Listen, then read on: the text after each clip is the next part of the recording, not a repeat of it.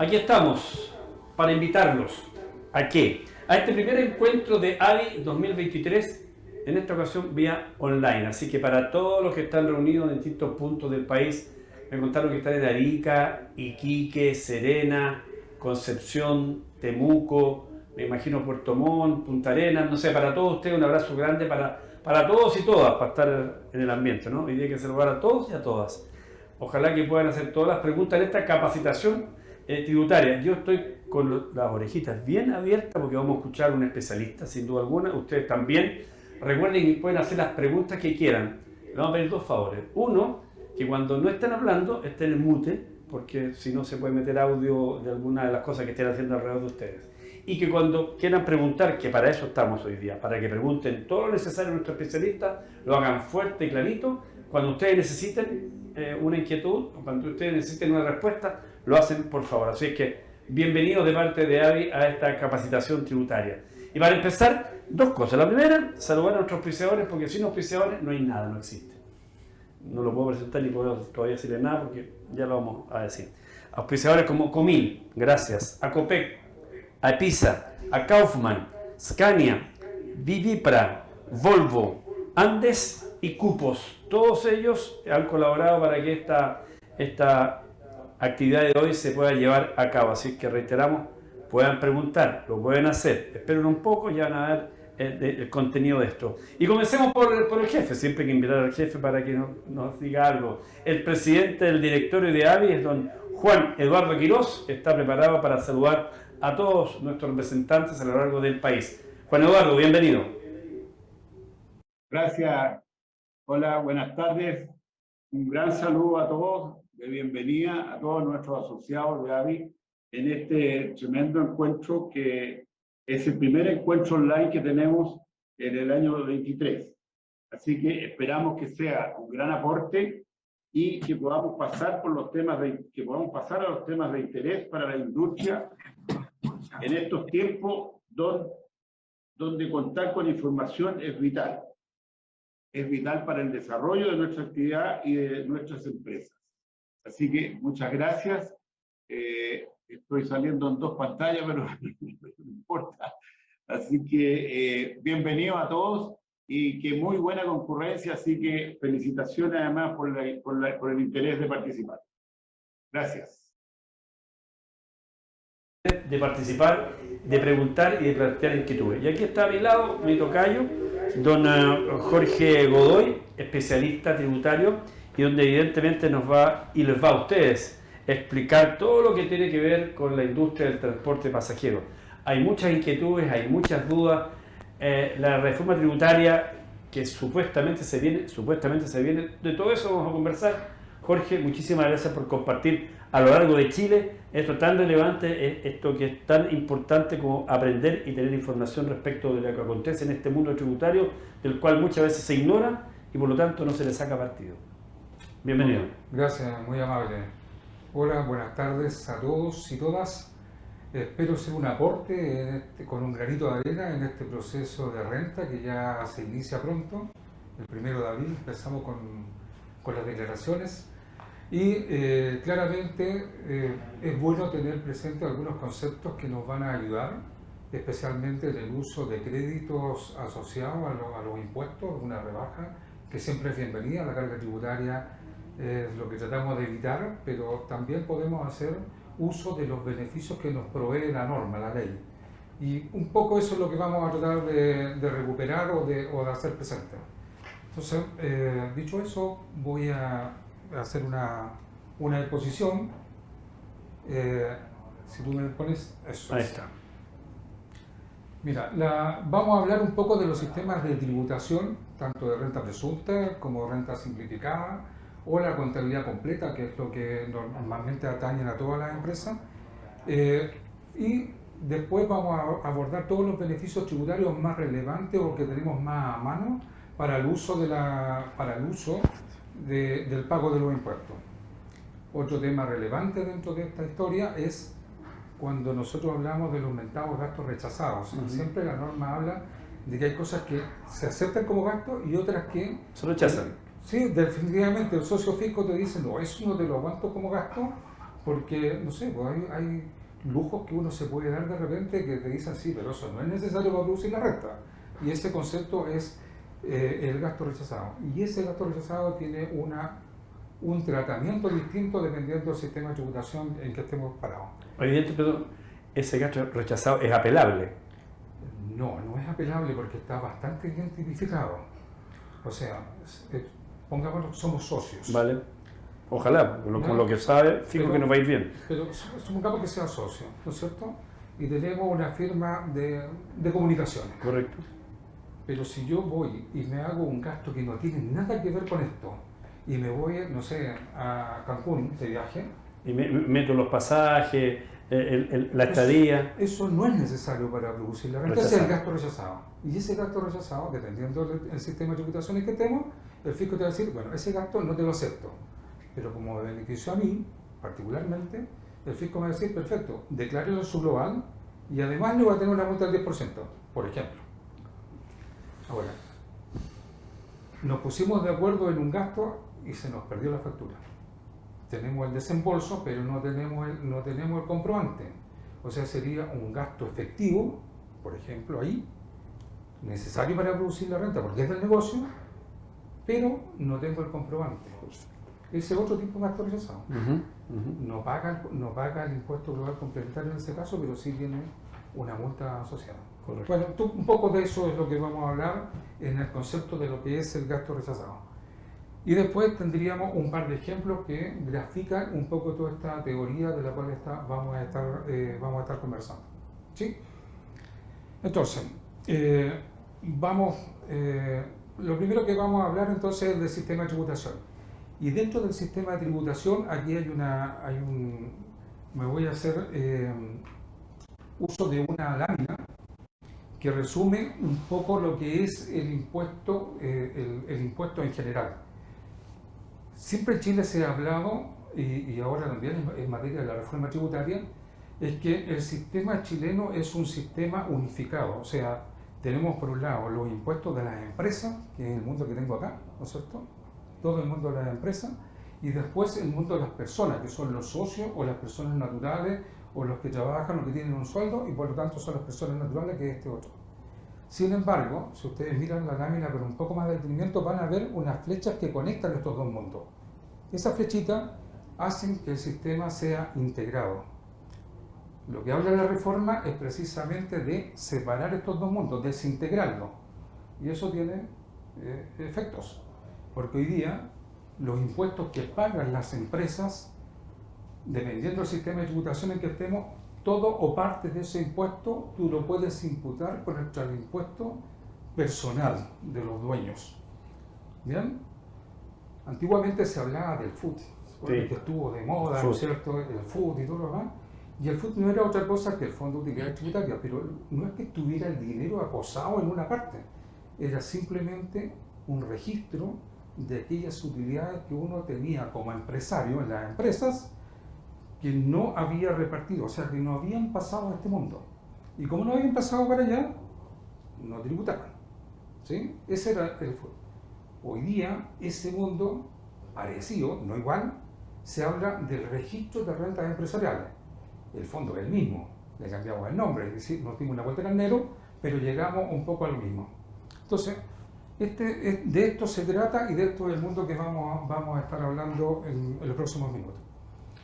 Entonces, si yo me voy primero ahora a la forma de tributación más simple, y esa tributación, la renta presunta, hoy día, hasta el 2014, la renta presunta no tenía límites. O sea, yo podía ser un empresario con 2 buses, con 100 buses o con 400 buses y me podía acoger el sistema de la renta presunta. Hoy día esto está bastante más limitado. Se limitó por una razón bastante simple, porque el fisco dice, oye, no me acomoda este tema de la renta presunta. ¿Y por qué? Porque la renta presunta se tributa en función del avalúo fiscal de los bienes. O sea, el bus vale 100 millones de pesos, el 10%, o sea, el avalúo fiscal es la tasación que hace Impuestos Internos y lo publica la primera semana del mes de enero y está vigente para todo el año. Ese valor con el cual, si lo llevamos a los autos particulares, bueno, y a los mismos buses, ese valor que es la tasación es el valor que fija el impuesto interno, con el cual pagamos la patente del auto. Bueno, Claro. aquí, en este concepto, se usa para pagar el impuesto. Es la base imponible del impuesto. Entonces, nosotros tenemos varios sistemas, pero nosotros estamos apuntando solo al transporte pasajero. ¿Y cómo se afecta esto? Sobre la base de la tasación, que es la tasación de los buses, como te digo al principio. ¿Y a qué está afecto? Bueno, está afecto a una tasa del 25%. ¿Qué es lo que nos pasa con esto? Primero, es una presunción de derechos. O sea, no puedo hacer nada contra eso, o sea, no puedo cambiar el valor, porque está determinado por ley, o sea, está en la norma. Y después te dice, oye, sí, pero esto tiene restricciones. Y las restricciones son hoy día, básicamente, que son las sociedades de responsabilidad limitada, formadas solo por personas naturales. O sea, aquí salen del aspecto las personas jurídicas, las SPA, las sociedades anónimas. Esas empresas o esa tipología no se puede acoger a este sistema. Y después estamos hablando en este contexto solo de la explotación de los vehículos motorizados dirigidos al transporte de personas. Supongamos por un minuto en que yo tengo un par de buses, los acojo a renta presunta, pero por X motivo me llegó una herencia o tengo otras lucas y trato de meter esos dineros y hago inversiones, compro acciones y automáticamente tú te sales del régimen porque dejaste de cumplir el objetivo. La renta presunta solo se mide respecto al transporte. Lo otro, cuando tú miras para catalogarlo si tienes derecho o no, hay un límite. Y el límite son 5.000 UFs solamente, o sea, si tú sobrepasas las 5.000 UF de ingresos al año, te saliste del sistema y tienes que entrar al sistema de Como tributación. 170 millones más o menos. Sí, 177 y fracción. Pero ese es el límite anual. Y lo otro, súper relevante, tienes que considerar los ingresos de las empresas relacionadas, porque si no sería muy fácil. O sea, yo tengo 2 buses, mi hijo tiene 2 buses, el otro hijo tiene 2 buses más. Entonces, claro, si yo los desagrego en distintas canastitas, podría pasar el límite de las 5.000 UF. Pero el fisco te dice, no. Usted tiene que considerar el conjunto de sus relacionados. Y el conjunto relacionado es para arriba, para abajo y para el lado. O sea, estamos hablando de los padres, de los hijos. Siempre y cuando sean de la misma empresa. No, o sea... ¿Qué pasa si son 3 empresas distintas de buses pasajeros? ¿Para transporte de buses pasajeros? Tú dices si tienen otro tipo de negocio. ¿Sí? No, o sea, porque son las ventas relacionadas con Ah, los ok, rubros. perfecto. Pues pueden Está haber clarísimo. ¿sí? Pero lo que te catalogan en el fondo es, si tú tienes otro negocio, ¿Sí? te lo suman, pero es tu negocio, ¿sí? Pero no te suman el negocio de tu hijo, por ejemplo. Ok. Ahora, te lo suman si es de transporte. No, claro, perfecto. ¿Sí? Ya. Solo si es de transporte, si es Pero del mismo claro, rubro, obvio. Del mismo rubro, porque aquí estamos hablando de una cosa bien acotada, es solamente del rubro, ¿sí? Bueno, ese es el esquema de la renta presunta, es lo más simplificado que hay, pero con un límite bastante chico. O sea, si tú lo miras, son empresarios menores y que es difícil mantenerse en ese esquema porque tiene que ser muy pulcro, ¿sí? Ahora, nosotros después nos vamos a un sistema un poquito más complicado, que es lo que estamos viendo. Y esto tiene que ver con los sistemas de renta, los rentas, como se llama el servicio, sistemas de renta simplificados, que son simplificados hasta cierto nivel nomás, ¿no? ¿Y por qué? Porque en el fondo estamos hablando del régimen general de las pymes y están catalogados yo te diría que nuestras 3 principales características, ¿no es cierto?, es que el régimen de ProPyme, que es el artículo, ¿no es cierto?, específico, que es el 14D número 3, que lo vamos a abordar un poquito, lo voy a abordar en la siguiente lámina con un poco más de detalle. Y después tenemos el sistema que llaman un régimen de tributación de pyme transparente. ¿Qué significa eso? Es que todos los ingresos que yo, o sea, lo que gano, no lo tributo como empresa, sino que lisa y llanamente yo lo tributo directamente en global complementario, que es lo que nos afecta a las personas. ¿Sí? Entonces, la empresa no paga, pero sí paga completamente el tema. Como la empresa no pagó, tampoco podemos pretender que tenga créditos asociados, o sea, nadie ha pagado todavía el impuesto como para poder pedirle al fisco que nos devuelva algo. ¿Sí? Entonces, estos son del 14 de la ley de la renta, se identifica dentro del 14, letra D, número 8, ¿no es cierto? Va directo al global del complementario de los socios, como decía, y aquí la contabilidad puede ser, es opcional, puede ser contabilidad completa o simplificada dependiendo de lo que tengan las empresas, pero lo interesante es cómo tributan. Eso es, por eso se llama transparente. Y otro régimen que sin contabilidad es como una planilla de ingresos y egresos, en fin. Entonces, es como el cuadernito de la señora de la esquina, ¿no es cierto?, que lleva cuáles son sus ingresos por un lado, cuáles son los gastos por otro, hace la suma y resta. Básicamente eso, un poquito más complicado, sí, pero en estricto vendría a ser como bastante simple.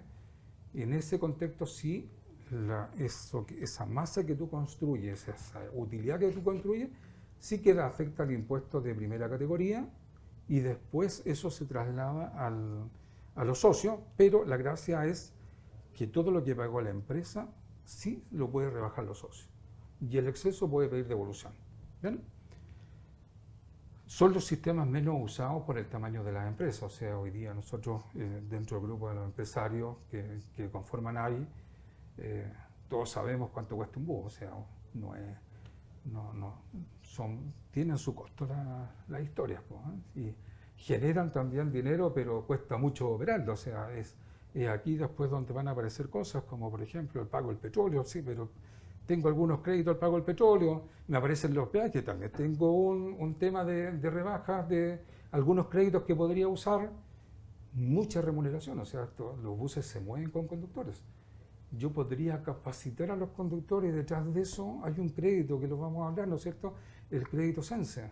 O sea, el fisco provee alguna herramienta y la invitación es que nosotros podamos usar esos créditos en el beneficio, o sea, para poder pagar estos impuestos de lo que estamos hablando. Te interrumpo un segundo para algo así como 40 amigos y amigas que nos están viendo a lo largo del país. Recuerden, pueden hacer las preguntas que quieran, avisan y ahí vamos a hacer todo el sistema operativo a través de estos Zoom para poder preguntarle a Jorge cualquier inquietud que tenga. Disculpa. Gracias. Entonces, vamos a abordar hoy día entonces un poquito, este sistema ya es un poquito más familiar. Aquí hay varias empresas que se han acogido porque tiene una tributación con este régimen como incentivo que se dieron en estos últimos tiempos, ¿no es cierto? Entre el 20 y el 22 hubo una creación de un apoyo a las pymes y que rebajaron el impuesto de primera categoría y que es muy útil hoy día en este esquema. Entonces, esos contribuyentes que son la tributación pro pyme, estamos hablando del régimen simplificado de las pymes, pero que te ponen algunos límites que son no son tan bajos. O sea, estamos hablando de un capital efectivo, o sea, de capital invertido del orden de las 85.000 UF, o sea, de eso estáis hablando como capital. Estás hablando de un promedio de los últimos 3 años, y esto es súper relevante porque en pandemia los últimos 3 años la pasamos mal. Entonces, si yo saco el promedio del año 20, 21 y 22, nuestros ingresos son bastante mermados y por lo tanto sería muy fácil entrar dentro de este concepto porque el límite promedio de los últimos 3 años es 75.000 UF. Cuando tuviste poca venta en 2 años y la pasaste mal, o a lo mejor el año 2022 te fue muy bien, pero como es el promedio de los 3 últimos años, sigues dentro del sistema y probablemente el próximo también, porque estés arrastrando una cola de un año muy malo. Ahora, ¿quiénes son los socios? Solo aquellos que tienen impuestos finales. Los impuestos finales es el global complementario, que es el que afecta a las personas naturales chilenas, o la tasa adicional o el impuesto adicional que afecta a los extranjeros. ¿Bien? Tiene que estar formado o tiene que afectar a esos contribuyentes. ¿Cómo tributan? Por el dinero que se llevan. O sea, los propietarios tributan en base a los retiros o a las distribuciones, no a todo lo que ganó la empresa, que era lo que había mencionado antes. A los retiros. A los retiros. Puedo haber ganado 100, me llevé 50, tributo por los 50. ¿Ok? Después tengo que la contabilidad, sí necesito contabilidad, una contabilidad simplificada o contabilidad completa, pero tiene que haber una contabilidad de fondo. Y la tasa de impuestos, aquí es lo interesante, la tasa de impuestos general hoy día es del 25%, pero desde el 2020 hasta este año 2022 que estamos tributando ahora, la tasa es solo del 10%. Y esa es una parte de la reforma que no estaba considerada, por ejemplo. En esta que no se aprobó. En lo que no se aprobó, el incentivo a las pymes, por ejemplo, esto no estaba considerado.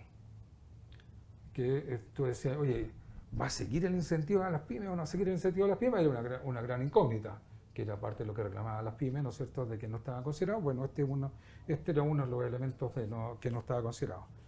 ¿Por qué? Porque estáis hablando de una tasa súper, o sea, en vez de pagar un 25, pagar un 10, ya es importante, ¿no es cierto? Y después tienes que el PPM, que es lo que tenemos que pagar todos los meses en función de los ingresos, también tenía una tasa súper rebajada porque estábamos hablando de un impuesto del 0,25% en vez del 1%, cuando es una empresa general parte en el 1%, de ahí para arriba, esto tenían solo el 0,25%. Y si tenían ingresos más de 50.000 UF, le afectaba el 0,5%. O sea, porque como su tasa final era baja, también los PPM mensuales eran bajos. Y adicional a eso, gozan o pueden acogerse a algo que lo he visto poco, que son la reinversión. Normalmente los empresarios, sobre todo los que tienen que hacer inversiones en activos fijos, como es el caso de los empresarios de transporte, no se pueden gastar todo el dinero aunque quieran, ¿no? Entonces, de lo que ganan, hay una parte que siempre tienen que dedicar a la inversión, a comprar un bus y todo lo demás. Esa reinversión, esas utilidades que van quedando adentro, en este caso, tú también podrías hacer un crédito o una rebaja de tu impuesto en función de lo que dejaste en la empresa como ahorro. ¿Sí? Porque o sea, la compra de un bus, en este caso, implicaría una rebaja de impuestos. No. ¿No? No, porque yo podría comprar un bus a crédito. ¿Sí? Claro. Pero no lo que estoy diciendo que del dinero que gané, no me lo llevo, sino que lo dejo en la empresa como reinversión. ¿Sí? No me lo llevo todo, lo dejo como reinversión. Esa reinversión también tiene un crédito específicamente en este caso de un apoyo a las pymes. ¿Bien? Eso como el régimen general de la pyme. Y donde estamos, o la mayor parte, ¿no es cierto?, de los contribuyentes es con contabilidad completa.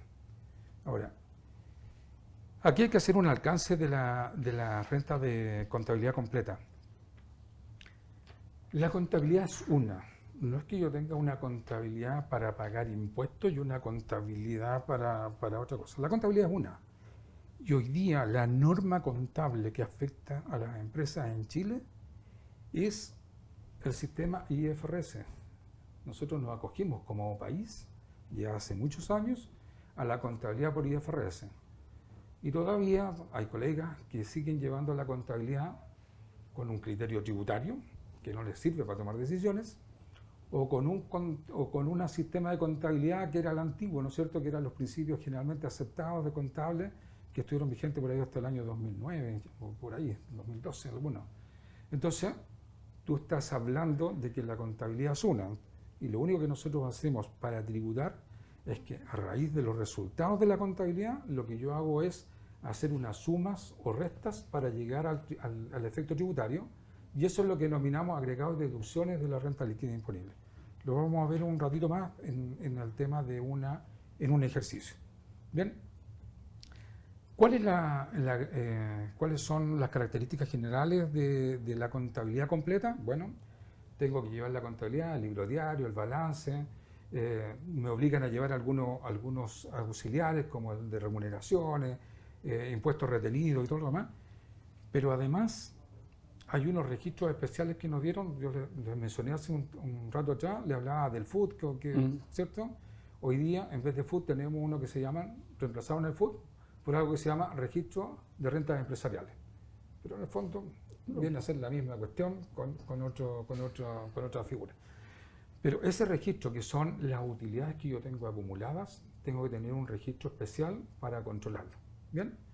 También es parte de las características de la contabilidad completa. Como es de régimen general, cualquiera de los contribuyentes, aun cuando puedan acogerse a renta presunta o al sistema ProPyme o al sistema simplificado, bueno, si toman la decisión podrían tener la contabilidad completa igual, ¿sí? Y la contabilidad completa lo que les hace, muchachos, es ayudarlos a tomar decisiones. La contabilidad es la primera fuente de información de cómo me va, si he ganado o no he ganado, si tengo activo o no tengo activo. Es como es la primera foto que tengo, o sea, no lo desprecian, ¿no? Ahí es importante para la toma de decisiones. Siempre lo menciono porque muchas veces hacen que la contabilidad parezca como dice, oye, no, si esto es para pagar los impuestos. No, señores, la contabilidad es para llevar el negocio. Como consecuencia de eso vienen los impuestos. Gané o perdí, ahí vienen los impuestos recién. Pero la principal es información para la toma de decisiones. ¿Cuál es la característica principal? Bueno, en la ley de la renta hay una estructura y del artículo 29 al 33 se dice cómo se tiene que esta es una ecuación, es como una suma. Entonces te dice, mire, los sumandos de esto, la suma y la resta son artículo 29 ingresos y ahí vamos sacando los costos y todo lo demás. Entonces ahí está la conceptualización, del 29 al 33 está el tema. El artículo 84 me obliga a pagar PPM todos los años en función de cómo me ha ido con el negocio.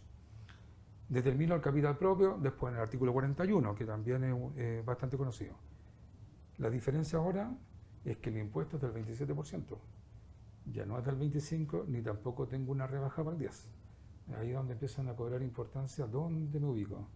Como renta simplificada, como renta ProPyme, o me voy a la contabilidad general. Esto es lo que hoy día, Jorge, está funcionando. Hoy día es lo que está funcionando.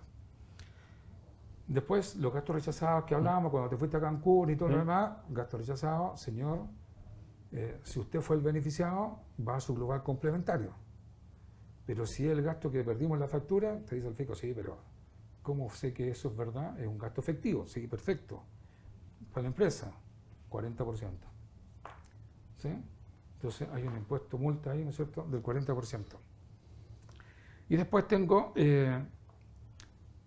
la patente municipal, que es otro impuesto indirecto, ¿no es cierto?, de esto. Nosotros tenemos que pagar la patente donde tenemos nuestras instalaciones, y esa patente es en función del capital propio tributario, ¿sí?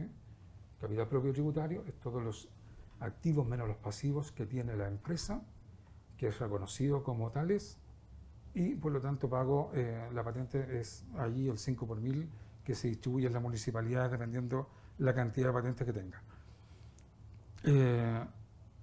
Y después la tributación es en función de los retiros. Los retiros, lo que nosotros sacamos o distribuimos como retiro, es lo que finalmente van a tributar los socios. Pero aquí es donde empiezan las diferencias. O sea, yo pago un 27, pero el fisco cuando va a mi global le dice, sí, pero el 27 que usted pagó, solamente le reconozco como crédito, me puede rebajar de su global un 65% de ese 27, no más. ¿Sí? Entonces le pega una mascarita ahí en el tema. ¿Bien? Eso como concepto de lo que es la renta con contabilidad completa.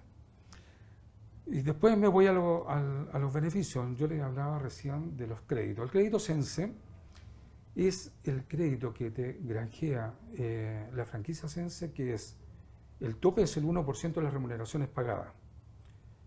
Por lo tanto, señores, si yo tengo que capitalizar, contratar a conductores y los tengo que capacitar, bueno, oye, tienen una mecánica que les permiten, incluso porque precontrato, hay una serie de mecánicas que yo creo que da para un tema completo. Hay un crédito para gasto en capacitación. Que tiene un tope del 1% de las remuneraciones pagadas. ¿Por ejemplo? ¿Sí? O sea, tú dices, oye, me gasté 100 millones de pesos en el tema, tengo un 1%, tengo 1 millón de pesos para hacer capacitación. Perfecto. ¿Sí? Pero 100 millones de pesos, o sea, una empresa así se los gasta al año. ¿Sí? Si tomamos una empresa mediana que necesita conductores y que los tiene que capacitar y que tiene que hacer, O sea, de hecho, tienen que capacitar hasta el conductor que cambia de, no sé, pues, de un minibús a un bus 2 pisos. Es distinto, tienen que capacitarlo. Y esa capacitación, el fisco te granjea un crédito que tú puedes rebajar de tus impuestos. Ese es el crédito Sense.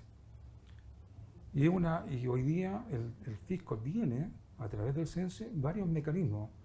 Y ahí hay un desafío, también lo digo para AVI como organización, de que yo creo que es un tema que podríamos a futuro absorber con mayor detalle, porque en sí ya es un tema importante.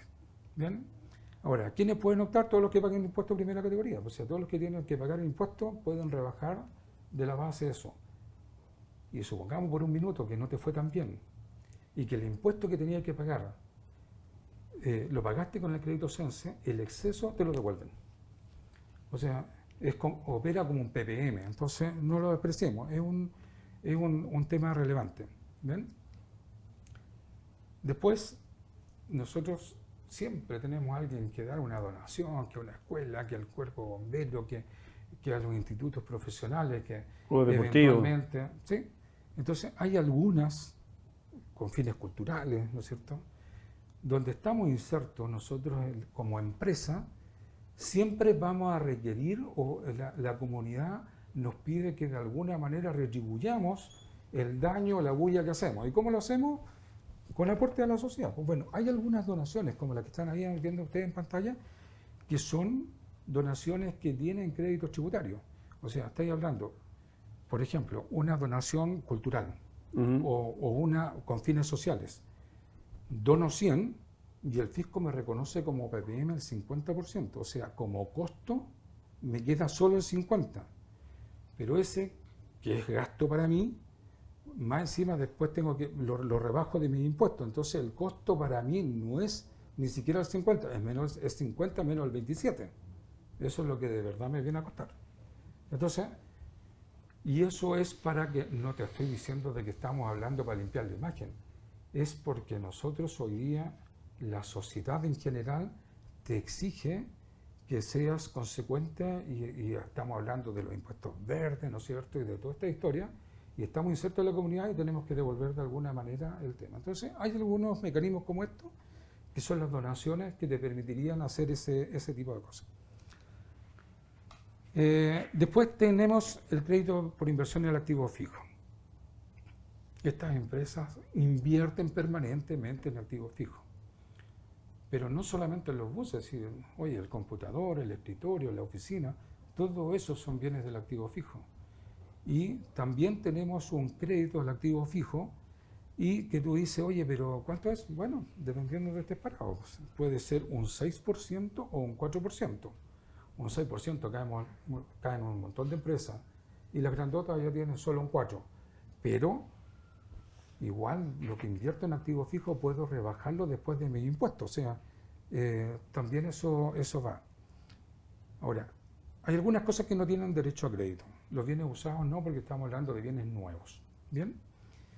Pero no dan derecho, decía la norma, los activos para el transporte.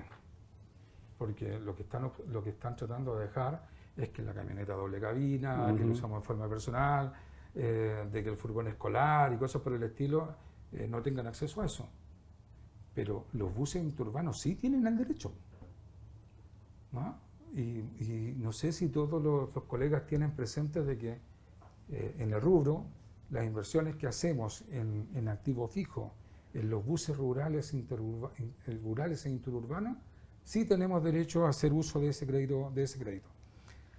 Y después tengo el incentivo al ahorro, que yo les hablaba de que la parte de la utilidad que no distribuyo, lo que queda como invertido dentro de la empresa, el fisco también me provee una rebaja. Entonces me dice, oye, ¿sabes qué? Tú tenías lo vamos a ver un ejemplo para adelante. Si yo tenía una utilidad, repartí un poco y el resto lo dejé, entonces me dicen, mira, ¿sabes qué? Eso, de lo que dejaste adentro, el 50% rebaja lo que tú haces. Eso que dejé dentro y que reinvertí. Y que reinvertiste de alguna manera. No es dejarlo adentro por dejarlo adentro, tiene que haber reinversión. No, pero es que cuando tú lo dejas, cuando tú no te lo llevas, lo tienes ya invertido. hay reinversión, sí, sí. Claro. Está bien, claro. ¿Sí? Bueno, y eso también es una ayuda importante, o sea, te ayuda a pagar los impuestos. Y acá voy a hablar del inventado impuesto específico que siempre aparecen. Combustible. Combustible. El impuesto al combustible nació por ahí por el año 86, más o menos. Y se dijo, la ley 18.502 dijo, mire, ¿sabe qué? Las carreteras están en tan mal estado de que todos los que hacen uso de las carreteras tienen que pagar un impuesto al impuesto específico. Y puso un impuesto. ¿Bien? Pero dijo, como la norma decía, o la conceptualización decía que era por el uso de las carreteras, dejó afuera un montón de contribuyentes. Por ejemplo, una empresa que produce electricidad con turbina, ¿sí? Que tenemos varias en el país, que queman petróleo, no pagan este impuesto. No lo pagan. O sea, una fundición que consume petróleo, que es intensivo en el uso de petróleo, no paga, tampoco, lo usan como crédito, se lo rebajan, no pagan combustible. Entonces, ¿y qué es lo que nos pasó? De que, claro, cuando se hizo esto, las carreteras eran fiscales, po. Teníamos peajes No eran fiscales, concesionadas. no eran concesionadas, po. Y resulta que después aparecieron las carreteras concesionadas y estábamos pagando el impuesto al combustible y también estábamos pagando el peaje, po. Se quedó para siempre el impuesto. Se quedó para siempre. Entonces, ¿qué es lo que te pasó? Que estabas pagando doble.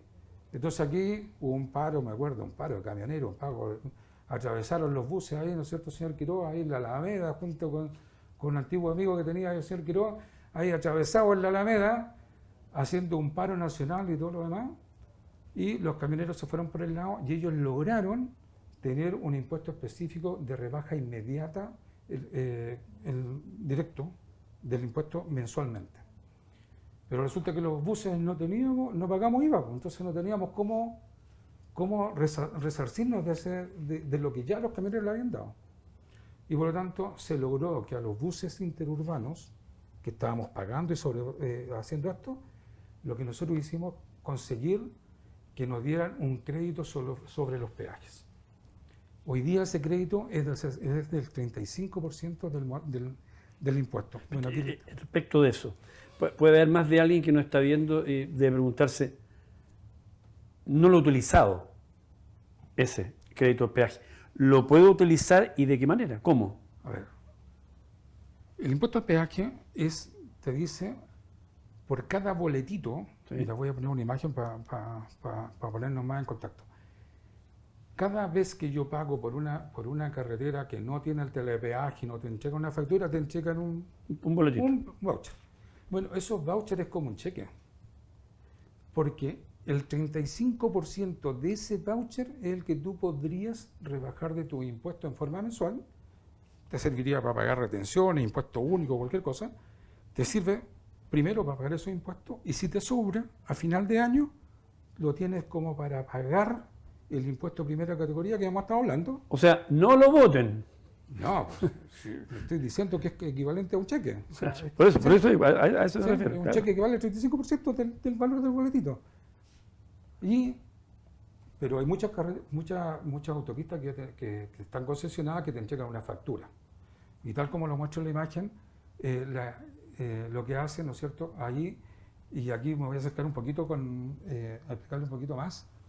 Fíjense que hay autopista central, en el ejemplo que tenemos acá, ¿no es cierto? Autopista central del Pacífico, Libertadores, Túnel Melón, todos tienen derecho a crédito. Todos son peajes concesionados. Pero hay algunos que dicen indemnización de TAC. Eso no, o sea, estamos hablando solo de los peajes, ¿sí? Y lo otro relevante, las concesionarias no hacen mucha distinción. Detrás de esto viene un detalle de todos los peajes que hay. Pero si en esa cuenta me llegó el uso de la camioneta que uso yo en forma personal, no nos pasemos de listo, pues eso no tiene derecho, ¿sí? Y por lo tanto tenemos que hacer la rebaja pertinente. Pero respecto de buses de pasajeros, esto que estamos conversando, que estás tú conversando y compartiendo, ¿tiene efecto retroactivo? ¿No lo dice? ¿Lo puedo hacer? Es que, sí, o sea, lo que yo te digo es que esto es de declaración mensual. Yo todos los meses tengo que tomar las facturas que tengo, los boletitos que tengo, los sumo y los rebajo. Y por lo tanto, mes a mes me va quedando un remanente. Eventualmente no lo uso todo porque no tengo como no tengo IVA, se me va acumulando y finalmente el remanente lo voy a usar tengo una cifra más o menos importante a fin de año, pero tengo que imputar lo que dice el formulario de diciembre. Entonces, si no lo usé durante el año, no puedo sumar todos los peajes del año y ponerlo en diciembre. No. Tienes que ir mes a mes. Entonces, si no lo hay hecho, chuta, mala suerte, pues, señor. Lo que tiene que empezar a hacer es rectificar enero. No. Empieza, rectifica enero, rectifica febrero, hasta llegar a la cifra que tú quieres usar. Okay. Pero tienes que rectificar todo el año, pues si no lo hiciste, en algún minuto tienes que hacer la pega. O sea, eso, pega para usted. Sí, claro. No, hay que... Ahí, bueno, y aquí esto también es un tema que no es menor. O sea, yo reconozco que hay que dedicarle el tiempo, los señores contadores, los señores que trabajan en la administración de flota y todo lo demás, tienen que conservar los peajes, pues tienen que... son valores, cheques, ¿sí? Son chequecitos. Entonces, este es un crédito que no siempre se usa y que es muy interesante y el fisco, o sea, el impuesto interno lo tiene súper asumido. Nosotros lo vivimos en varias instancias. Ahora, esto aplica, primero, hay algunas restricciones. El vehículo tiene que estar a nombre de la empresa, primera cosa. O sea, ¿eres propietario o tienes un leasing financiero a nombre de la empresa? Si yo tengo el vehículo de mi hermano, no te sirve, no es tuyo. Si lo tengo arrendado... ¿Y se arrienda un vehículo? Tampoco. Tiene que ser con opción de compra. Es el equivalente a una vehículo compra. O soy propietario o vehículo con opción de compra. Claro. Y el con opción de compra, el denominado leasing financiero, que también lo traje a colación precisamente por esto. Cuando yo compro un leasing, o sea, compro un vehículo a través de leasing, que es una forma de financiamiento, entonces sí tengo derecho, porque en el fondo soy el titular del bien. ¿Sí? Entonces son dos de los requisitos. Y lo otro, en que te van a pedir el cartón de recorrido, o sea, también tiene sus restricciones. Pues si yo tengo un peaje que dice Viña del Mar, pero estoy presentando el bus que tengo destinado a Puerto Montt, no te lo van a aceptar. O sea, cuando te hacen la revisión te dicen, bueno, pues revisemos aleatoriamente. Perfecto, aleatoriamente. Y te toman y te dicen, ya, tráigame los peajes de todos los buses que fueron a Puerto Montt, en el ejemplo. Y vaya a llevar el lote de peajes que tienen que ver con y te lo van a chequear. Que tenga el cartón de recorrido, que el bus sea tuyo y que los peajes correspondan a eso. Esa es la validación que el servicio hace para usar este crédito. Yo les decía de que el bus puede ser propio o a través de una forma de financiamiento que es el leasing. Y el leasing no es otra cosa que es una forma de financiamiento. Es como que si yo fuera a pedir el crédito al banco, pero ¿qué le entrego en garantía? O sea, yo puedo pedir el crédito y dejar prendado el bus, pero eso es más enredoso para el banco. Entonces, ¿qué es lo que hace el banco? Prefiere que el vehículo quede a nombre de él, como banco, y te lo entrega al leasing, y te lo traspasa solo cuando hayas pagado la última cuota. En eso consiste el leasing. Claro. Pero una forma de financiamiento. Pero el beneficiario, como tú eres el titular del leasing, por eso que te reconocen como propio el vehículo. ¿Sí? Ahora, esto tiene otra connotación. Esto tiene otra connotación y que es súper relevante. Cuando yo compro un bien y lo compro a crédito para hacer el parangón, compro un bus, 200 millones de pesos, y lo financia con un crédito, bueno, el bus lo voy a depreciar en los 7 años o 12 años, lo que sea, lo voy a depreciar en función de eso. El mismo bus lo compro a través de leasing y lo compro en 5 años, el 100% de las cuotas, incluyendo los intereses, es gasto aceptado. Entonces, esto es relevante, porque financieramente cuando yo hago la contabilidad, yo tengo un activo por un lado, que digo activo de leasing, y tengo una deuda por otro, ¿sí? Pero yo pago una cuota mensual. Entonces el fisco te dice, mira, ¿sabes qué? Para mí los arriendos leasing siguen siendo como un arriendo común y corriente, que esta es la norma que no pasó, fue lo primero que votaron de la última reforma. Entonces lo que yo pagué, me lo aceptan como gasto. Y es súper relevante, porque en el fondo estoy llevando el 100% del vehículo, o el 99% del vehículo, lo estoy llevando a gasto en 3, 4 o 5 años en el plazo que contraté el leasing. No es una Y lo que manera, gastó. disculpa Jorge, no es una manera de promocionar o privilegiar el leasing versus un crédito bancario. Es que depende de tu característica. Es que si tú tienes, no sé, la pasaste mal y tienes pérdida, vaya a sumar más pérdida. Entonces tú decís, ¿hasta dónde me conviene? A lo mejor, o sea, no necesariamente el leasing es la opción. La panacea. Pero si tienes unos buenos resultados y todo lo demás, te sirven para atenuar tu pago de impuestos, claramente. A eso me refiero. Ya, correcto. Es como una forma de depreciación acelerada, entre comillas. Ujú. ¿Sí? Entonces, aquí donde nosotros estamos hablando de que el tratamiento financiero tiene una parte y el tratamiento tributario es distinto. Entonces, ¿qué es lo que hace? Tú tienes la contabilidad, el leasing financiero y estás amortizando y estás haciendo cosas. Entonces, lo que hace uno cuando hace la declaración de renta dice, mira, todos los efectos financieros que están en el resultado producto del leasing los tengo que agregar o deducir del resultado que tengo. Pero todas las cuotas, incluyendo los intereses y todo lo demás, 100% de deducción. Y claramente te conviene hacer esa deducción. ¿Bien? Y llegamos al gasto rechazado. Los gastos rechazados.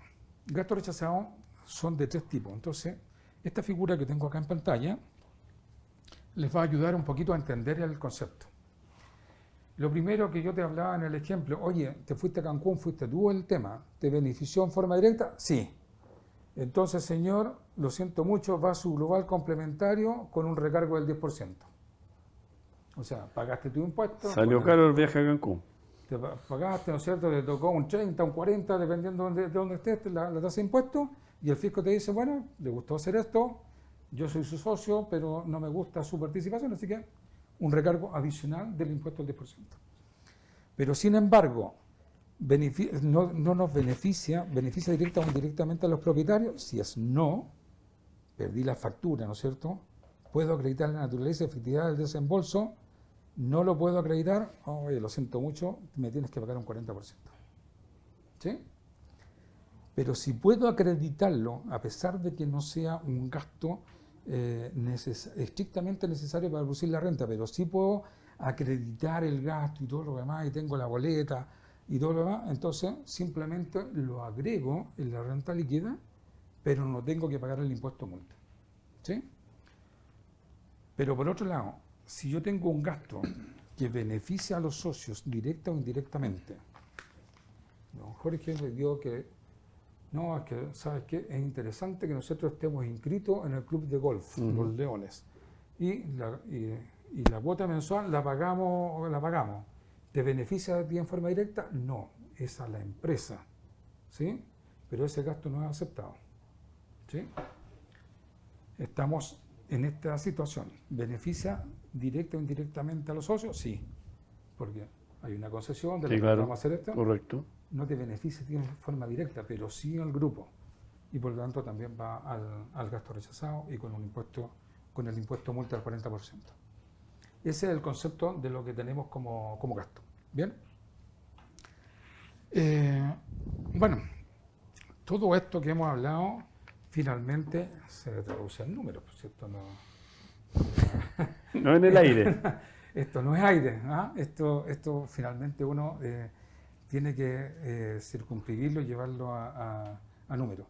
Y acá hay un ejemplo de un régimen de transparencia tributaria. ¿Qué es lo que es la transparencia? Lo que yo les decía al principio es, señores, no hay impuesto primera categoría, sino que va directamente a los socios. Entonces, si yo digo, mira, ¿sabes qué? Esta sociedad, ¿no es cierto? La sociedad, dos amigos, Juanito y Pedro, ¿no es cierto?, tienen una relación, tienen un capital propio, tienen ingresos, compraron un activo entre medio, y aquí tienen una serie de desembolsos que suman, ¿no es cierto?, los 208 millones. Entonces, ¿qué es lo que hace el tema de qué es lo que hacemos nosotros? Decimos, oye, mira, ¿sabes qué? Primero, ¿cuáles son tus ingresos? Bueno, los ingresos son los 400. Sí, pero el fisco te dice, ojo, también tienes ingreso porque el crédito que quieres usar después en contra de tus impuestos, que es el crédito que te da la inversión en activos fijos, eso también es un ingreso, pues. Considéralo. Por lo tanto, suben el ingreso. Oye, el crédito Sense. No, sí, también tengo crédito Sense, por ahí lo noté. Gasto de capacitación, 80. Bueno, también va a ser un ingreso, lo sumamos. El crédito de los peajes también es un ingreso. Ese conjunto son el total de los ingresos anuales. Y los egresos, bueno, son todos los egresos, todo lo que pagué lo puedo descontar.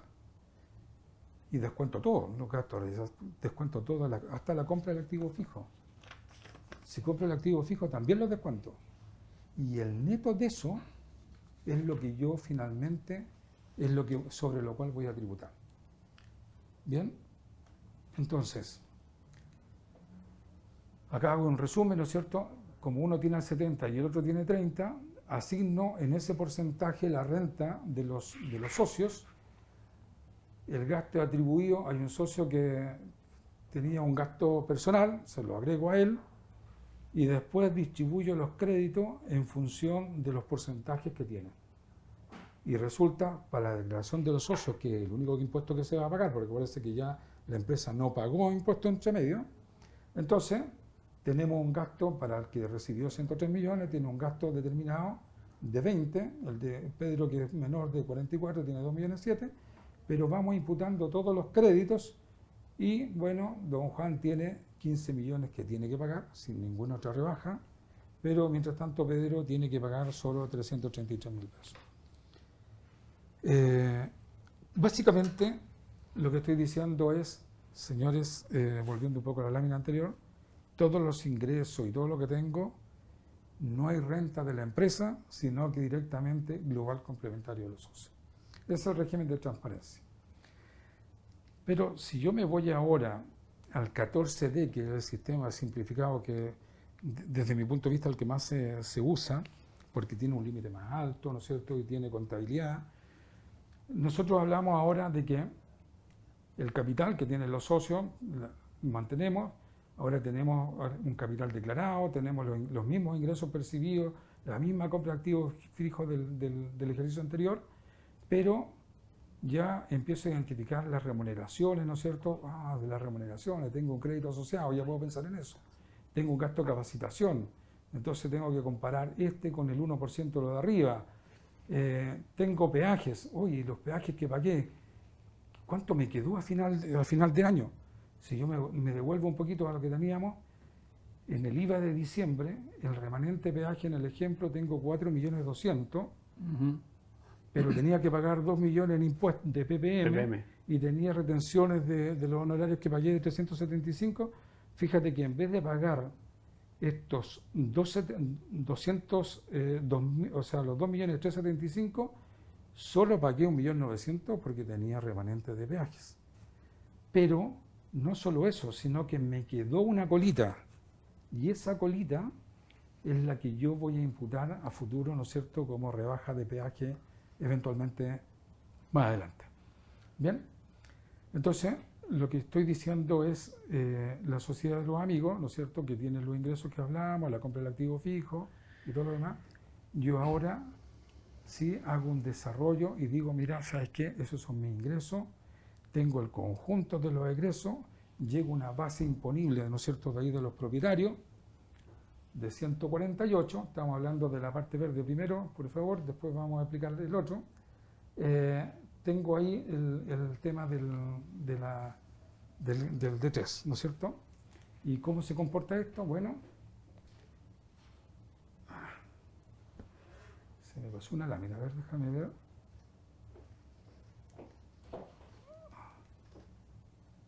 Ya. Bueno. Nosotros vamos a tener que la base imponible de los propietarios, en este caso, son 148 millones. ¿Bien?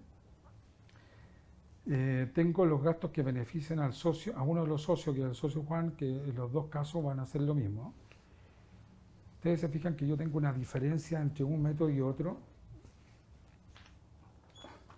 Tengo una diferencia entre un método y otro porque lo que estoy haciendo es que en uno tengo solamente ingreso versus egreso y en el otro tengo como si tuviera contabilidad.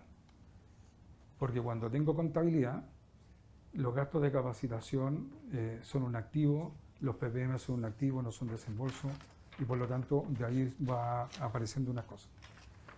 Entonces, en este desarrollo, yo tengo que En el 14 de 3 puedo hacer el cálculo que yo les decía de la reinversión. ¿Se acuerdan de la reinversión? Entonces te dice, mira, la rebaja ante la reinversión teníamos 195 millones. Te dicen que la nueva ley son 147, pero ¿cómo llego a 147? Te dicen, mira, tienes una renta líquida imponible de 195. Hiciste repartos de 100.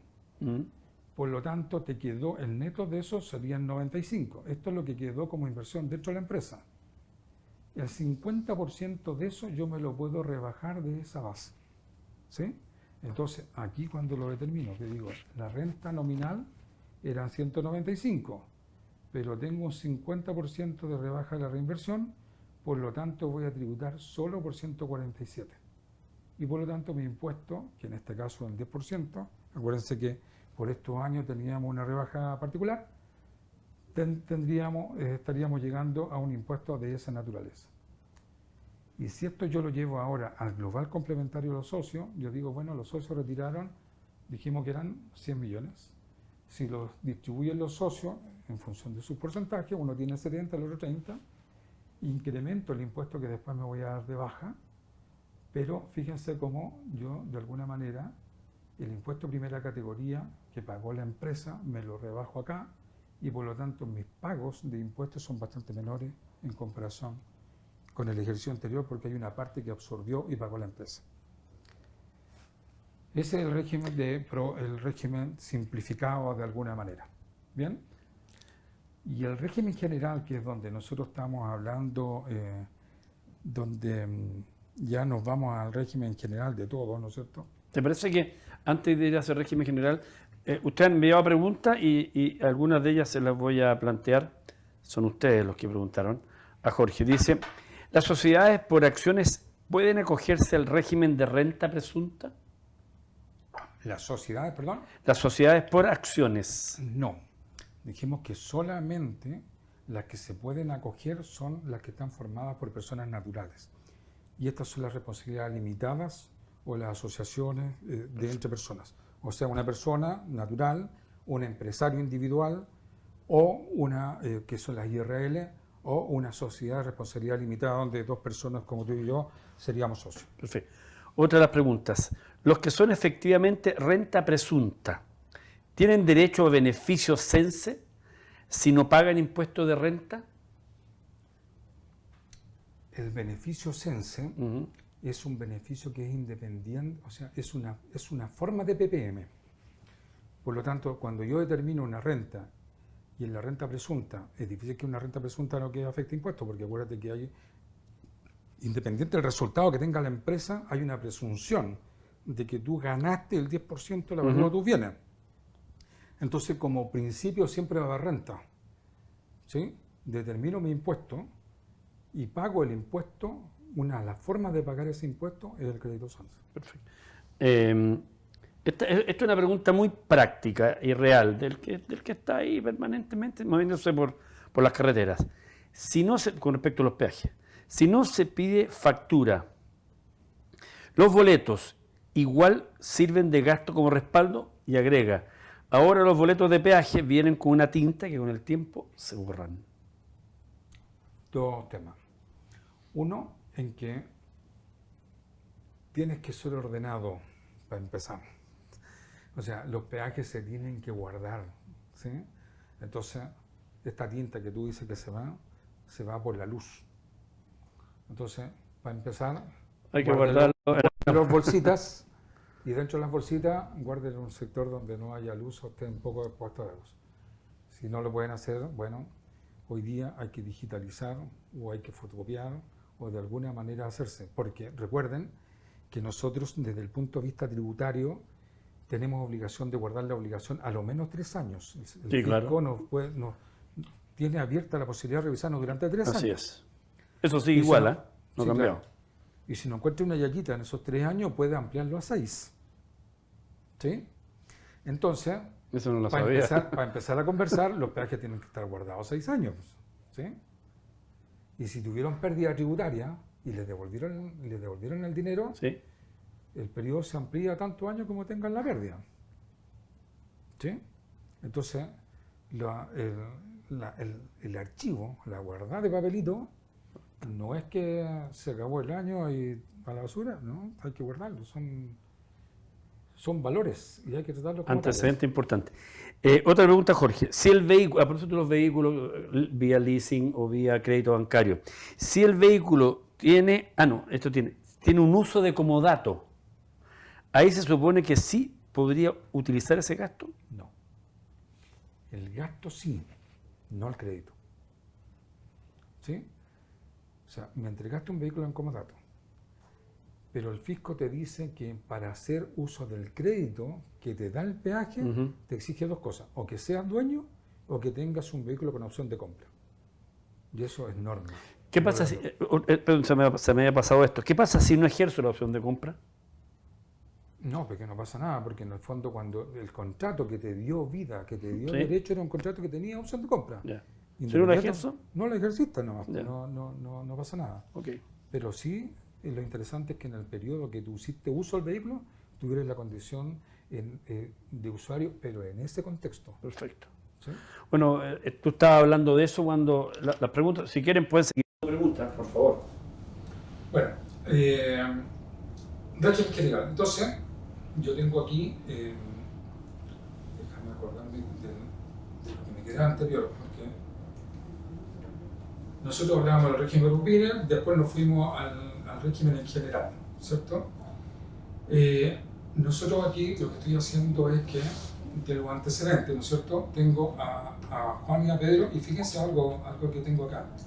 El capital es 70-30 y por lo tanto tengo un capital a diciembre del 2021 y otro a diciembre del 2022.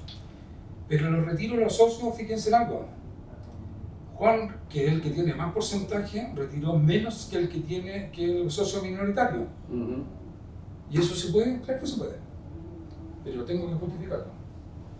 O sea, si nosotros somos socios de una empresa de comunicaciones, tú eres la cara visible, pero yo fui el inversionista y por lo tanto yo tengo mayor participación de capital, pero el que más trabaja eres tú, perfectamente, teniendo menos porcentaje, te puedes llevar más utilidad porque tú hiciste la pega. Pero eso no puede quedar a un acuerdo así nomás de palabra, tiene que quedar escrito. ¿Okay? Entonces queda escrito en la sociedad, en la constitución, o en una junta, pero en algún instrumento que después podamos ir al servicio un año después o 2 años después a demostrar que eso era Es distinguible. Ahora, si esto ocurre entre personas naturales, Jorge papá, Jorge hijo, la cosa se pone difícil, porque el servicio parte diciendo, oye, a ver, ¿de qué me estoy hablando? ¿Sí? Papá e hijo. Papá y hijo, resulta de que el papá, el que puso las lucas, se lleva el 10% y el hijo que no puso el 1 se lleva el 90%. Así que, acredítalo por qué. Correcto. Puede ser que sea verdad. Sí. Y puede ocurrir de que un señor que tiene 80 años ya está fuera de la administración, no tiene nada que ver, ya no trabaja. Pero fue él el que puso el capital y el que tiene más capital. Pero el que sigue generando la renta es la otra persona que está trabajando todos los días y todo lo demás. Entonces, eso lo tengo que dejar por escrito. Y tengo que decir, mira, ¿sabes qué? Las utilidades se van a repartir 90 días a través de la participación, porque el que administra y tiene la este programa es fundamental. Tengo que ver la razón. Tengo que invocar las razones. Bueno, entonces, siguiendo el ejemplo, lo retiro de los socios, lo actualizo dependiendo del mes en que esté y le asocio el crédito. Después el impuesto pagado va a ser un gasto que tengo que declarar, el capital propio, la compra del activo, ahora tengo un activo más grande, tengo 200 millones, y después tengo una serie de gastos, ¿no es cierto?, y algunos castigos entre medio, y finalmente, cuando yo llego a una determinación de una renta, llego a lo siguiente. Mira. Nosotros aquí en el ejemplo, lo que estoy tratando de hacer es el resultado financiero, que es lo que me dice el balance, le tengo que hacer una serie de agregados y deducciones. ¿Y cuáles son esos agregados? Bueno, lo que el socio fisco no me aguanta. Si el socio tiene una participación del 27% sin poner ni uno, ¿no? Entonces dice, el fisco dice 27, el socio que tenemos todos, ¿no es cierto? Con un 27% necesitamos contabilidad completa. El fisco te dice, oye, no, ¿sabes qué? No, pues este era batido, no me hago cuenta, así que ese lo vamos a sacar, lo vamos a agregar porque ese no corresponde. Y el gasto sin respaldo, bueno, se va a tener que pagar, vamos a tener que pagar un impuesto especial, ¿no es cierto? Las donaciones al Club de Puerto Viejo, ya, ok, estaba la acreditación y todo lo demás, una donación que te la podría aceptar.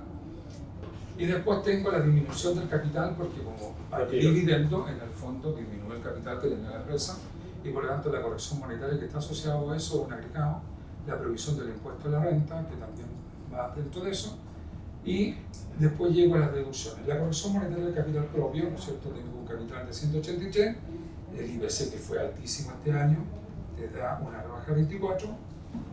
Tengo una factura que tenía provisionada que aproveché de castigarla por una norma especial, que puedo castigar las facturas que tienen más de 365 días, la castigo, y vuelvo a esto que había agregado, ahora lo deduzco porque como tienen impuestos especiales, lo voy a deducir para llegar a la base para pagar el impuesto del 27%.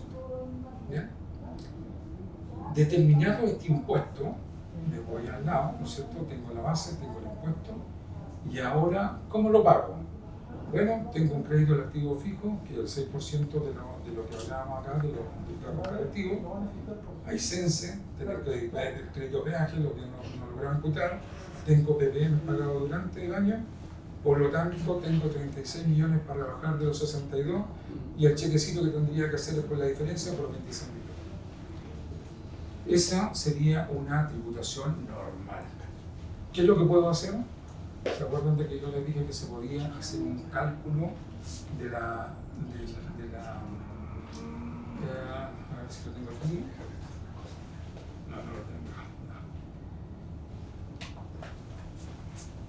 tengo. 200 aquí.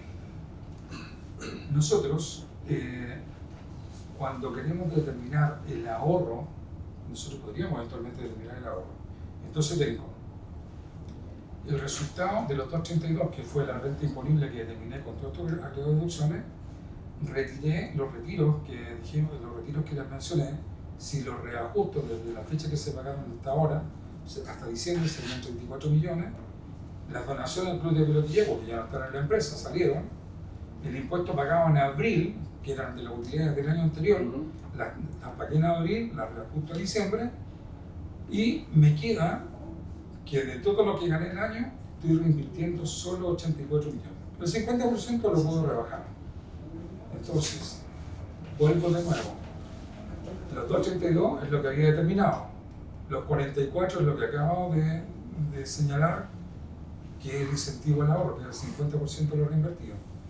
Tengo una renta definitiva descontada y sobre eso pago el impuesto. Menos los créditos imputables, finalmente tendría que desembolsar 14 y no 26 como era el caso de Sin Inversión. ¿Bien? Y dicho eso, ahí queda de manifiesta el tema de la inversión, de cómo ver el crédito y cómo operan también el tema. O sea, si nosotros no tuviéramos ninguno de estos créditos, tendríamos que ir a pagar los 62 millones. ¿Sí? Pero como capacité a mi gente, como usé los peajes, guardé la hice PPM, que incluso los pagué con los propios peajes y todo lo demás, tengo un crédito que no deja de ser interesante, puedo pagar esa cantidad de impuestos. Y si además hago reinversión, bueno, bajo más la alta. Entonces, esto no es que yo esté haciendo lo que llaman ilusión tributaria. Esto no es ilusión, esto es aplicar... Utilizar lo que la ley me permite, la norma me permite. Nada más. Y está disponible para todos. O sea, que lo usemos o no lo usemos es otro tema. Bueno, ¿sí? por eso estamos en esta capacitación tributaria. ¿Sí? Ese es un poco el contexto de esto. Pero yo les hablé que habíamos, antaño teníamos el FUT y hoy día estamos hablando de los registros de rentas empresariales. Y los registros de rentas empresariales me obligan a hacer estas cuatro cositas. Primero, el fisco me dice, bueno, el capital propio tributario, hazme un análisis primero, o sea, dime cuál es tu capital propio. ¿Cómo varió? Bueno, partí con un capital de 183, lo corrijo por la corrección monetaria del año, le sumo la utilidad que gané, le resto lo que pagamos y finalmente determina un capital propio final. A ese capital propio tributario final, que tiene descontado lo que pagué, esta es la cifra que en definitiva, si yo le resto los retiros, a ese capital propio final le sumo primero los retiros que yo lo había restado, pero le resto el capital que aporté efectivamente aportado, me quedo con una renta efectiva de 2.95. Esto es lo que finalmente va a quedar efectuado, va a quedar efecto a impuestos. Y sobre esto, bueno, ahí ya tengo que irme a lo que denominamos el RAI, ¿no es cierto?, que es el registro de la utilidad que todavía está en la empresa, ¿no es cierto? Partí con 72 millones, el nuevo RAI, que son los 2.95 que estaban ahí, los retiros que se llevaron los socios, y me queda un remanente de 160. Y tú decís, ¿y 160? ¿Por qué tenés 160? Bueno, porque tengo un remanente del año anterior, y si tú te fijas, yo logré hacer una renta de 232, pero retiré 134, o sea, me quedó algo en la bolsa, y por lo tanto, por eso que me aumenta el impuesto acumulado. Y estas utilidades que tengo acá tienen asociado un crédito que es el que voy a imputar aquí. Y finalmente, creo que con esto le damos un tema. Si lo miramos desde el punto de vista de los socios, Juan retiró solamente 42, Pedro retiró 92, pero Juan tenía ese gasto específico para él. Tienen derecho a un crédito sujeto a restitución. ¿Qué significa sujeto a restitución? Es lo que yo les hablaba recién. Cuando yo pago el 25% o el 10%, el fisco me reconoce el 100% del impuesto como crédito. Pero cuando estoy en régimen general, el fisco te dice solo el 65%. Entonces, cuando tengo derecho a esos créditos restrictivos, se habla de restitución. Entonces, primero me lo suma, me dice, bueno, esto es parte de tu renta, me lo suma a los retiros. Determino el impuesto global. Y después, el fisco me dice, ya, ahora puedes, ese impuesto que te agregaste arriba, te lo puedes dar de baja aquí. ¿Te das cuenta que es la misma cifra? Lo sumo para determinar el impuesto y después me lo doy como pago. Pero le tengo que restituir al fisco el 35%. Y con eso llego a mi impuesto final. En este caso de Juan tendría una devolución y en el caso de Pedro tendría una. Eso a grandes rasgos, no sé si hay alguna pregunta más, pero es la hora pasada. Sí. Es más que una pregunta, es como hacer un cierre. Se viene, no sabemos cuándo, la reforma tributaria. ¿Podría tener efectos en esto que tú has detallado tan ampliamente? O sea, no, porque la renta ya está con la regla del juego que tenemos. Okay. ¿Sí? Para este año. La que se hace ahora en abril. Correcto. La próxima semana estamos todos declarados, ¿cierto? Este proceso termina ahora en junio, pero lo que sí te va a afectar, por ejemplo, es que nosotros hablábamos de que es un impuesto unificado hoy día, ¿no es cierto? Que uno sirve de crédito contra el otro. Lo que quieren es separar estos dos mundos. Entonces, al empresariado y todo lo demás tendríamos que ver para esos efectos que tienen. Porque son dos impuestos que irían en paralelo, no van juntos, como hoy día. También tiene que ver con que si las utilidades que están reinvertidas van a seguir reinvertidas o van a permitir siguiéndote reinvertir, o tienes que pagar por todo lo que ganas. Ahí también hay otra discusión de fondo, o sea, no es menor esa discusión, que son parte de la historia. Bueno, la verdad muy completo lo que ha explicado y ha conversado con ustedes Jorge Godoy, nuestro experto en una materia muy importante, sobre todo para ustedes que forman parte de esta asociación de buses AVI, y por supuesto cualquier inquietud la pueden seguir manifestando a través de los sistemas más internos, y seguramente durante el año vamos a tener más de alguna actividad, a lo mejor no online sino que de manera presencial, pero también ahora quiero invitar, porque ha estado aquí con nosotros sentado, venga para acá usted, que está con micrófono, ¿no? Sí, está con micrófono. Sí, para que Carolina Navarrete, que es la gerenta general de AVI, una charla que ha sido muy educativa para que la entendamos todos, especialmente nuestros amigos que están repartidos desde Arica hasta Puerto Montt, Iquique, Concepción, Serena, etcétera. Bueno, primero agradecerte, Jorge, por esta tremenda charla tan importante para todos nuestros asociados y el transporte de pasajeros. Así que muchas gracias. Muy buena tu presentación. Un placer de haber aportado por un granito de arena. Y claro, es un desafío para todos los colegas. Así que... Sí. Y a ti, Jorge, muchas gracias por habernos acompañado. Como siempre, un placer estar contigo. Muchas gracias a ustedes. Y además, un gran aporte. No, que sí, porque sí. Esperemos seguir contigo trabajando en estos temas. Jorge, esto no está en el CENSE, ¿no? Lo tuyo. No está en el CENSE. Oye, a todos ustedes, nuestros asociados, queremos también agradecerles. Sé que tuvimos un problema técnico por ahí que lo solucionamos y esperamos que de todas maneras ustedes entiendan que les vamos a mandar toda esta grabación, la vamos a subir para que la puedan revisar todas las veces que sea necesario.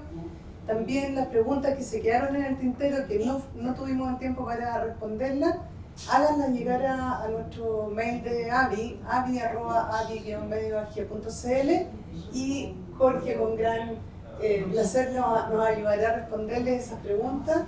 Y también quiero decirles que viene una parte 2 en esto, que eso es muy importante, que es todo el tema del uso de la tributación a través del CENSE, del descuento, Jorge, ¿así se llama? Sí, el crédito CENSE. El crédito CENSE, que vamos a tener todo eso que indicarles y contarles, eso lo vamos a avisar muy pronto, pero en la segunda patita de esta parte, de este tema tributario que es tan importante para ustedes.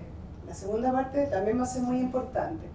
Y lo último, antes de agradecerles, es terminar invitándolos a la asamblea mañana, que es la asamblea anual, que es la asamblea ordinaria, que estamos esperándolos mañana a las 5 de la tarde. Los esperamos a todos en esa asamblea, ojalá puedan participar, es muy importante para poder hacer el cierre de lo que pasó el 2022 y todo lo que viene para este año, ya el 2023. Así que muchas gracias a todos, los esperamos mañana en la asamblea.